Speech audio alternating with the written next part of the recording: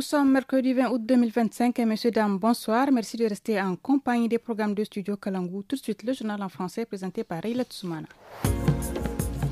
Au sommaire, à l'occasion de la journée mondiale du moustique, les autorités sanitaires rappellent l'importance de la prévention pour lutter contre le paludisme.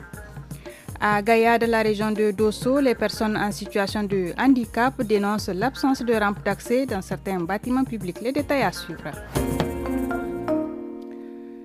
Le 20 août marque la journée mondiale du moustique. Elle commémore la découverte en 1897 par le médecin britannique Sir Ronald Ross, qui a établi le rôle des moustiques anopheles dans la transmission du paludisme.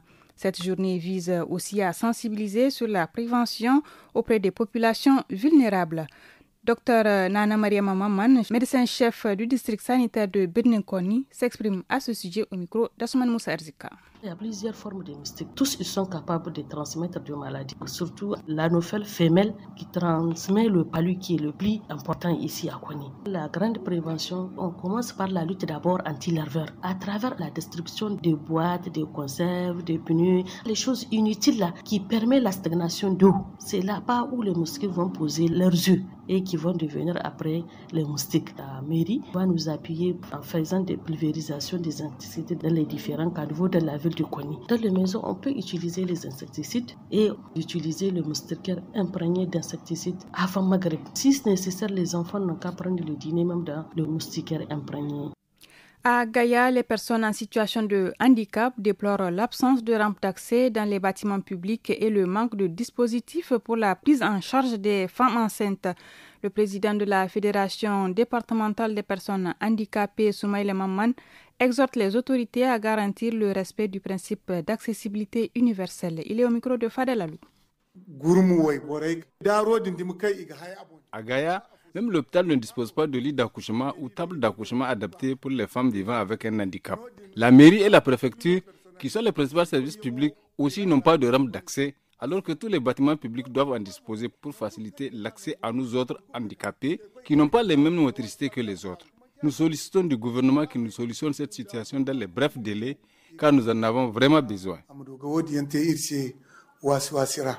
Sur un tout autre plan, l'utilisation de pesticides pour protéger les cultures représente un danger pour l'environnement, la biodiversité et la santé des consommateurs comme des animaux.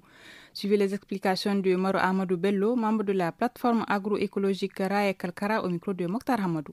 Nous sommes dans un pays sahélien, que ce soit sur le plan de l'agriculture ou de l'élevage. Nous avons des petites exploitations et si ces petites exploitations sont intoxiquées par l'utilisation de produits chimiques qui remettent en cause la durabilité des fertilités des sols, la qualité des produits de grande consommation, il y a lieu de se faire des inquiétudes. Les producteurs ne sont pas bien encadrés. Nous les appelons à être beaucoup plus prudents, d'utiliser au moins les pesticides autorisés pour qu'ils puissent protéger d'abord leurs plantes, protéger leurs sols et surtout la communauté nationale des consommateurs.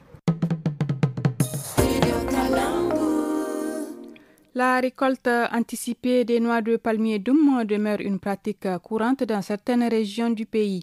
À Agadez, l'un des principaux bassins de production, la Chambre régionale de l'agriculture alerte sur les risques pour la régénération des palmiers.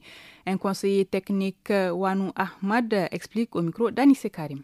Le palmier est un arbre dioïque qui se reproduit par ses fruits. Aujourd'hui, nous avons constaté la récolte abusive des fruits non mûrs, appelés abalké et qui se vendent sur les marchés. Cette pratique est en train de se faire durant ces dernières années et est en train de prendre de l'ampleur. D'ici quelques années, nos petits-enfants ou les petits-enfants de nos petits-enfants ne sauront ce que c'est que le palmédium parce que c'est une espèce en voie de disparition. C'est pourquoi nous rappelons à ceux qui récoltent d'essayer d'amoindrir cette pratique. Nous appelons à l'intention des services compétents au niveau de l'environnement, de sévir par rapport à cette récolte du non mûr. Ça y va du respect de notre environnement.